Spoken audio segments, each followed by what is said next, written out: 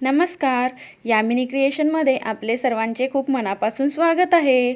आज आपण एक नवीन प्रकारचा फ्रॉक किंवा ड्रेस बघणार आहे. चला तर मग सुरू करूया. इथे मी हे साडीचा कापड म्हणजे मेन कापड घेतलेला आहे 2.5 मीटर आणि अस्तरचा कापड घेतलेला आहे 2 मीटर. इथे ही डबल फोल्ड घडी टाकून घेतलेली आहे. ही बंद बाजू आहे, ही ओपन बाजू आहे.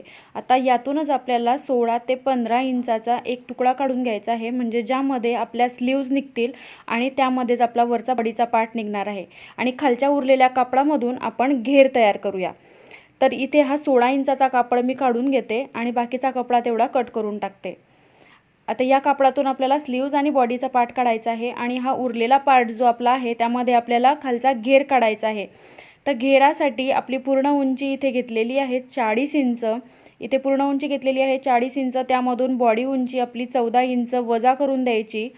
ही 14 इंच मी वरती सोडले आणि आपले 40 इंच तयार उंचीचा ड्रेस आणि त्यामध्ये स्टिचिंग मार्जिन ॲड करून हा पूर्ण कपडा तेवढा पुरे होतोय, म्हणून मी तो तितकाच राहू दिला. जर जास्त असता तर तुम्हाला कट करावा लागला असता. आणि या कापडाचे 2 भाग करून घेते, एक बॅकला आणि एक फ्रंटला. आता इथे अस्तरसुद्धा मी त्याच पद्धतीने कटिंग करून घेतलेलं आहे खालच्या घेरासाठी. आणि आता हे उरलेलं अस्तर जे होतं त्यामधून आपण इथे आता सर्वात आधी बॅक पार्ट कट करायला घेऊया. बॅक पार्ट कट करण्यासाठी सर्वात आधी छातीची घडी म्हणजे छातीचा चौथा आणि पुढे 2 इंच स्टिचिंग मार्जिन घेऊन आपण आधी कपड्याची घडी व्यवस्थित सेट करून घेऊया आणि मग माप लावूया. त्यानंतर आपली वरची बॉडी उंची आहे 14 इंच. तर 14 इंच इथे आपली बॉडी उंची आहे, तर त्यासाठी वरती 4 इंच शोल्डरचे आपल्याला सोडून द्यायचे आहे आणि नंतर उरलेला पार्ट तेवढा आपल्याला इथे घ्यायचा आहे आणि त्यामध्ये 1 इंच स्टिचिंग मार्जिन. तर मी वरती 4 इंच सोडून दिले आणि आता इथे खाली 11 इंच शिल्लक राहिले, म्हणजे आपले 10 इंच शिल्लक राहिले. त्याच्यामध्ये 1 इंच आपलं स्टिचिंग मार्जिन. अशा पद्धतीने ह्या इथे मी चौकोन करून घेतला. त्यानंतर इथे गळा रुंदी मी घेते आहे 4.5 इंच, कारण हा पूर्ण स्क्वेअर नेक आहे म्हणून 4.5 इंच. त्यानंतर बगलेचा आकार देण्यासाठी 4 इंचावरती मार्किंग केलं, कारण आपण वरती 4 इंच सोडलेले आहे. आणि त्यानंतर या रेषेवरती आपल्याला छातीमाप टाकून घ्यायचं आहे. छातीमाप आपलं आहे 34 इंच, त्याचा चौथा 8.5 आणि पुढे 2 इंच आपलं स्टिचिंग मार्जिन. त्यानंतर खालचा भाग देण्यासाठी आपला कमरेचा चौथा, त्याच्यामध्ये 2 इंच स्टिचिंग मार्जिन. कमर आहे 28, त्याचा चौथा 7. आणि आता इथे बगलेचा आकार हा देऊन घ्यायचा, जास्त खोल द्यायचा नाही, रेग्युलर द्यायचा. हा आपला बॅक पार्ट तयार झाला. आता याला आधी कटिंग करून घेऊ. त्यानंतर मग आपण फ्रंट पार्ट कट करू. फ्रंट पार्ट आपल्याला प्रिन्सेस कटमध्ये कट करायचा आहे, तर त्यासाठी घडी आपल्याला थोडी जास्त लावावी लागेल. ही जी घडी लावली होती त्यापेक्षा थोडी घडी आपल्याला इथे जास्त लावावी लागेल, कारण आपला इथे हा प्रिन्सेस कट तयार होणार आहे पुढचा भाग. तर ही घडी मी थोडी सरकवून घेतली. त्यानंतर जशी आपण याला मापं टाकलेली होती तशीच मापं इथे टाकून घ्यायची आहे. आधी उंचीचं माप टाकलं 11 इंच. इथे आपली बॉडी उंची 14 इंच आहे, तर त्यामधले वरती 4 इंच सोडले आणि 10 इंच प्लस त्याच्यामध्ये 1 इंच शिलाई मार्जिन. इथे पण तशाच पद्धतीने 4.5 इंचावर गळा रुंदीचं मार्किंग करायचं. 4 इंचावरती बगलेचा आकार देण्यासाठी मार्किंग करायचं आणि या रेषेवरती छाती माप टाकायचं. तर छाती माप आहे आपलं 34, त्याचा चौथा 8.5 आणि पुढे 1 इंच आपल्याला प्रिन्सेस कटसाठी द्यायचं आहे आणि पुढे 2 इंच आपल्याला स्टिचिंग मार्जिन.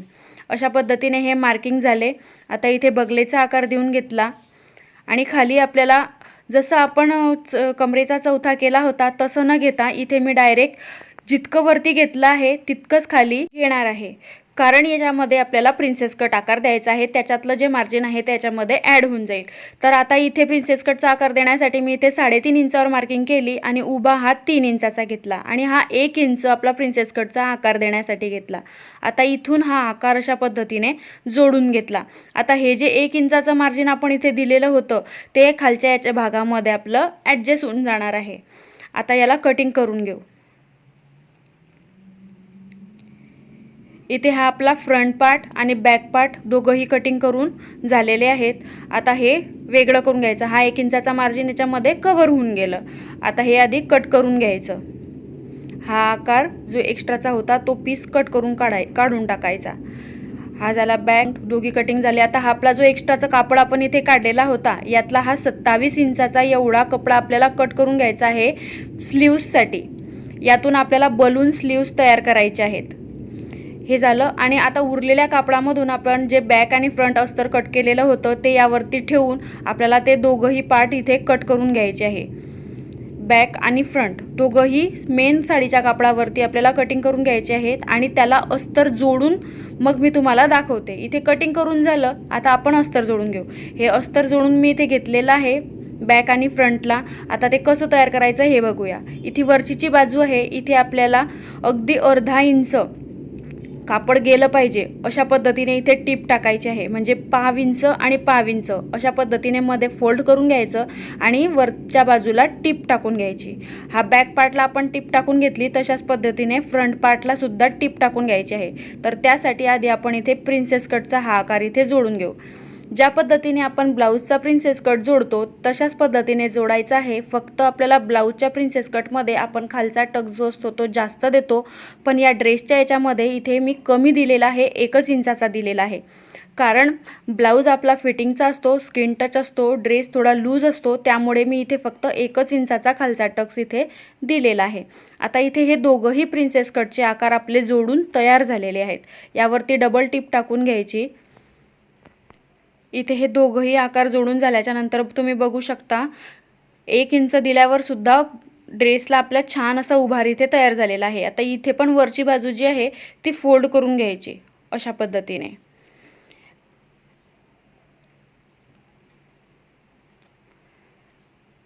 आता ही आपली बाजू फोल्ड करून झालेली आहे. आता यानंतर आपण स्लीव्स बघूया. तर इथे हा आपण जो कापड काढलेला होता 27 इंचाचा, तर त्याला असा फोल्ड करून घ्यायचा. हे अगदी सर्व बाजूने कटिंग आहे, म्हणजे 2 तुकडे बरोबर आहेत. इथे मी याला फोल्ड करून घेतलं. ही बंद बाजू आहे आणि ही ओपन बाजू आहे. तर यावरती आपला हा बॅक पार्ट ठेवायचा असा व्यवस्थित. बंद बाजूच्या अपोजिट साईडवर आपल्याला बॅक पार्ट ठेवायचा आहे आणि वरच्या बाजूला 1 इंच इतकं अंतर सोडून द्यायचं आहे. तिथे आपल्याला इलास्टिकसाठी नाळीपट्टीसारखं वाढवून घ्यायचं आहे. अशा पद्धतीने हे व्यवस्थित ठेवून घ्यायचं. वरती 1 इंच सोडायचा आणि हा जो बगलेचा आकार आपण इथे आखलेला आहे हा कट करून टाकायचा. अशा पद्धतीने इथे हा कट करून टाकला. त्यानंतर इथे जे 1 इंच सोडलेलं होतं हे बघा, हे दोघंही बाजूने असे कट झालेले आहेत. आता हे जे 1 इंच सोडलेलं होतं इथे आपल्याला अशी नाळीपट्टीसारखी पट्टी वाढून घ्यायची आहे, कारण त्यामध्ये आपल्याला इथे इलास्टिक टाकून घ्यायचे आहे. इथे ही पट्टी वाढून घ्यायची. दोघंही बाहीची अशाच पद्धतीने वाढून घ्यायची आहे. आधी उलट सुलट बघून घ्यायचं. हे बघा, इथे ही पट्टी वाढून तयार झालेली आहे. आता याच्यामध्ये इलास्टिक टाकायसाठी मी 8 इंचाची इतकी इलास्टिक टाकणार आहे. इथे दोन इलास्टिक काढून घेतल्या. त्यानंतर अशा पिनच्या साहाय्याने ही इलास्टिक अशी मध्ये टाकून घ्यायची.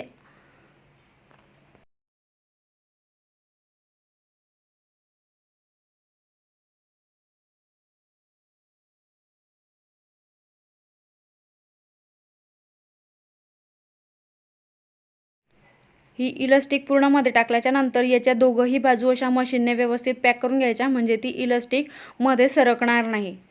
दोघंही बाजूंना व्यवस्थित दाबटीप टाकून घ्यायचे. हे बघा, ही व्यवस्थित अशी आपली इलास्टिक इथे टाकून झालेली आहे.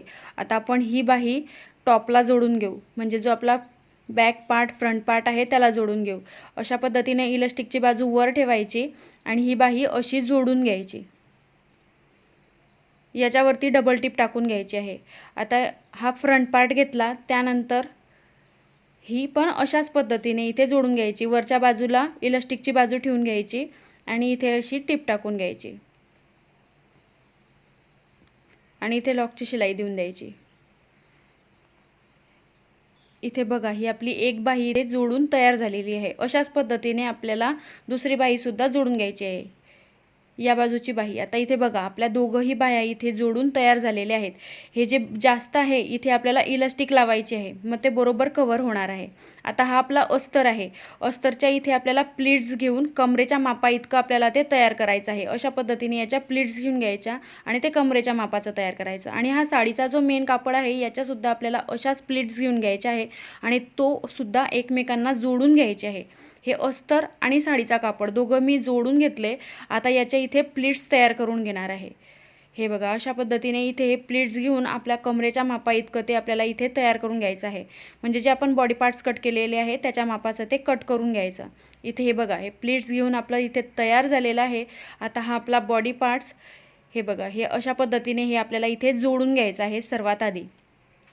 आता आणि खालची बाजू ही जी अस्तरची बाजू आहे याला अशा पद्धतीने फोल्ड करून घ्यायचा आणि साडीच्या कापडाला पण फोल्ड करून घ्यायचा. पण इथे हा गोल्डन काट आहे तर त्यामुळे मी तो कट करणार नाही आहे. जर तुमचा नसला तर तुम्हाला तिथे तो गोट वाढून घ्यायचा आहे.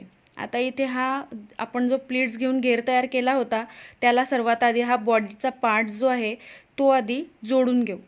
मागचा आणि पुढचा पार्टला दोघंही भागांना ज्या प्लीट्स आपण तयार करून केलेल्या होत्या तसा दोघंही भाग इथे जोडून घ्यायचे. हे बघा, इथे हे दोघंही भाग इथे जोडून तयार झालेले आहेत आणि इथे खाली सुद्धा अस्तरला मी टीप टाकून घेतली आहे. आता इथे साईडला अर्धा इंच मार्जिन घेऊन आपण आधी सर्वात आधी साईडची शिलाई टाकून घेऊ आणि त्यानंतर मग इथे इलास्टिक लावून घेऊ. इथे आता आपल्याला ही अर्धा इंच मार्जिन घेऊन टीप टाकून घ्यायची आहे बरोबर अशी. ही टीप टाकताना कमरेच्या खाली अगदी 2-3 इंच शिवून झाल्याच्या नंतर अस्तर वेगळा, हे बघा इथे दाखवलेला आहे, अस्तर वेगळं आणि साडीचा जो मेन कापड आहे तो मध्ये टाकून द्यायचा आणि अस्तरवर वेगळी टीप टाकायची आणि साडीच्या कपड्यावर वेगळी टीप टाकायची. असं केल्याने आपल्या ड्रेसचं जे फिटिंग असतं कमरेच्या बाजूचं ते खूप छान बसतं. आता इथे मी अस्तरवर टाकून घेतली. आता या मेन कापडावरती आपल्याला साईड स्टिच टाकून घ्यायची आहे. दोघंही कडचं भाग अशाच पद्धतीने जोडून घ्यायचे.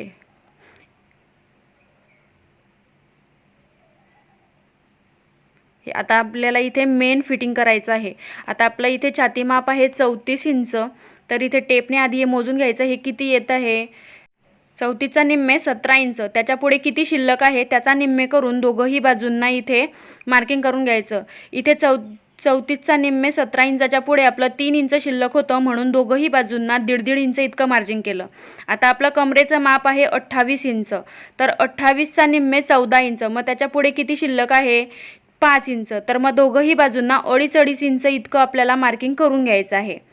इथे बघा, हे दोघंही बाजूंना 2.5 इंच इतकं अंतर घेऊन इथे आपल्याला मार्किंग करून घ्यायचं आहे. आणि त्यानंतर या मार्किंग जोडून आपल्याला फिटिंग करून घ्यायची आहे. इथे आपल्याला फिटिंग करायची नाही आहे, इथे आपल्याला इलास्टिक टाकून घ्यायची आहे. अशा पद्धतीने ही आपण मार्किंग करून घेतलं. आता याच्यावरती आपण जी मेन आपली फिटिंगची शिलाई आहे ती टाकून घेऊ. अशाच पद्धतीने दुसऱ्या बाजूकडे सुद्धा आपल्याला फिटिंग करून घ्यायची आहे. याच पद्धतीने या बाजूला सुद्धा आपल्याला फिटिंग करून घ्यायची आहे आणि फिटिंगच्या लाईनच्या शेजारी अजून 2 टिपा आपल्याला टाकून घ्यायच्या आहेत. आता इथे बाहीसाठी आपण इलास्टिक लावणार आहे. तर ती इलास्टिक मी 8 इंचाची घेतली आणि इथे इलास्टिक लावण्यासाठी 1 इंच इतकं अंतर खाली घ्यायचं आहे आणि मग इलास्टिक लावायची आहे. हे बघा, इतकं 1 इंच अंतर मी खाली घेतलं आणि त्या 1 इंचाच्या मार्किंगवरती आपल्याला इलास्टिक ताणून लावायचं आहे.